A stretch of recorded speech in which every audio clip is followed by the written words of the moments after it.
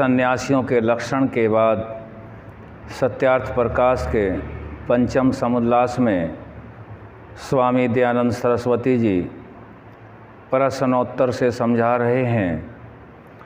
प्रश्न किया जा रहा है, सन्यास ग्रहण करना ब्राह्मण ही का धर्म है व क्षत्रिय आदि का भी? उत्तर, ब्राह्मण ही को अधिकार है, क्योंकि जो सब वर्णों में पूर्ण विद्वान, धार्मिक, परोपकार प्रिय मनुष्य है, उसी का नाम ब्राह्मण है। बिना पूर्ण विद्या के धर्म परमेश्वर की निष्ठा और वैराग्य के सन्यास ग्रहण करने में संसार का विशेष उपकार नहीं हो सकता। इसलिए लोक श्रुति है कि ब्राह्मण को सन्यास का अधिकार है, अन्य को नहीं। यह मनु का भी प्रमाण है।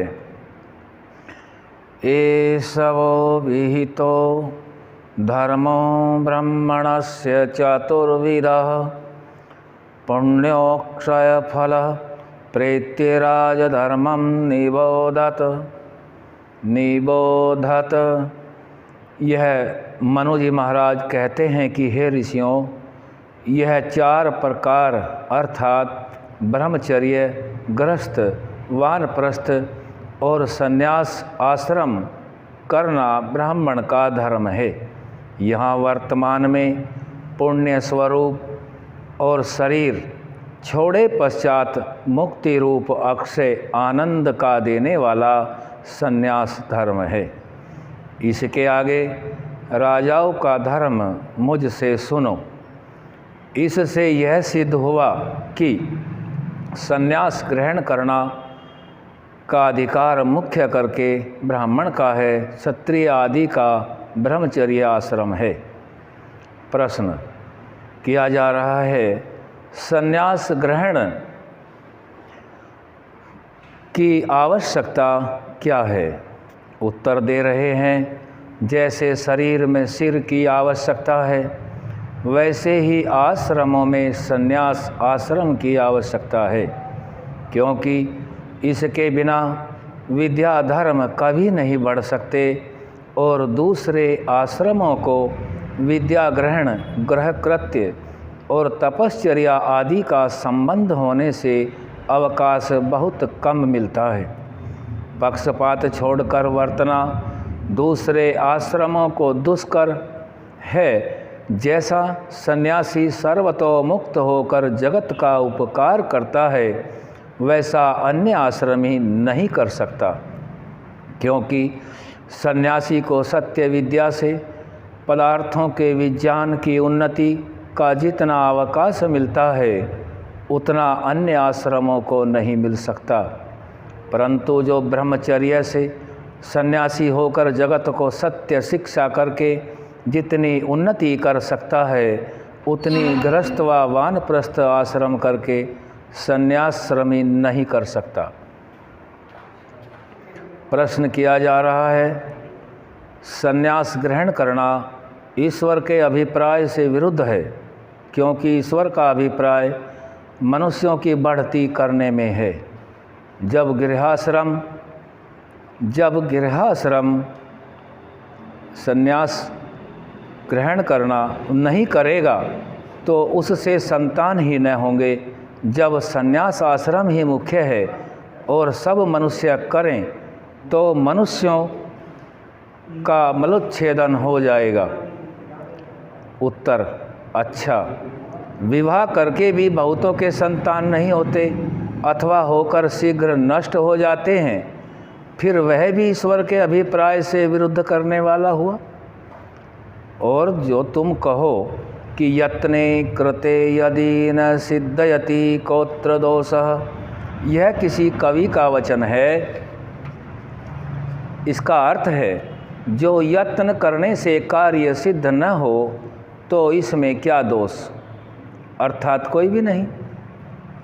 तो हम तुमसे पूछते हैं, गृह आश्रम से बहुत संतान होकर आपस में विरुद्ध आचरण कर लड़ मरे तो हानि कितनी बड़ी होती है।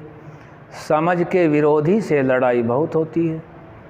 जब सन्यासी एक वेदोक्त धर्म के उपदेश से परस्पर प्रीति उत्पन्न करावेगा तो लाखों मनुष्यों को बचा लेगा। सहस्रों ग्रस्त के समान मनुष्य की बढ़ती करेगा और सब मनुष्य संन्यास ग्रहण कर ही नहीं सकते, क्योंकि सबकी विषय आसक्ति कभी नहीं छूट सकती। जो सन्यासियों के उपदेश से धार्मिक मनुष्य होंगे वे सब जानो सन्यासी के पुत्र तुल्य हैं।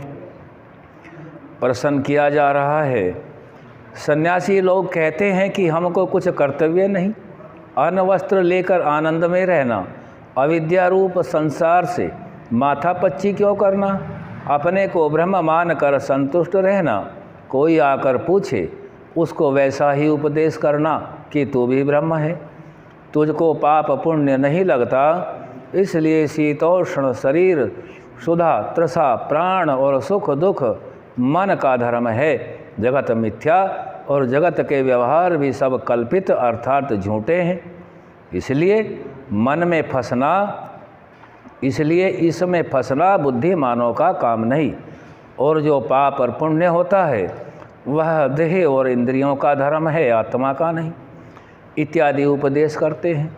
और आपने कुछ विलक्षण संन्यास का धर्म कहा है, हम किसकी बात सच्ची और किसकी झूठी माने, यह प्रश्न किया है स्वामी दयानंद सरस्वती जी से। अब इसका उत्तर दे रहे हैं। क्या उत्तर देते हैं? क्या उनको अच्छे कर्म भी कर्तव्य नहीं हैं? देखो, वैदिकश्चैव कर्म भी, मनु जी ने वैदिक कर्म को धर्म युक्त सत्य कर्म है, सन्यासियों को भी अवश्य करना लिखा है। क्या भोजन छादन आदि कर्म वे छोड़ सकेंगे? जो ये कर्म नहीं छोड़ सकते तो उत्तम कर्म छोड़ने से वे पतित और पापभागी नहीं होंगे। जब गृहस्थों से अन्न वस्त्र आदि लेते हैं और उनका प्रत्युपकार नहीं करते तो वे क्या महापापी नहीं होंगे? जैसे आँख से देखना, कान से सुनना न हो तो आँख और कान का होना व्यर्थ है। वैसे ही जो सन्यासी सत्य उपदेश और वेद आदि शास्त्रों का विचार प्रचार नहीं करते तो वे भी जगत में व्यर्थ भार रूप हैं। और जो अविद्या रूप संस्कार से माथापच्ची क्यों करना आदि लिखते और कहते हैं, वैसे उपदेश करने वाले ही मिथ्या रूप और पाप के बढ़ाने हारे पापी हैं। जो कुछ शरीर आदि से कर्म किया जाता है वह आत्मा ही का और उसके फल का भोगने वाला भी आत्मा है।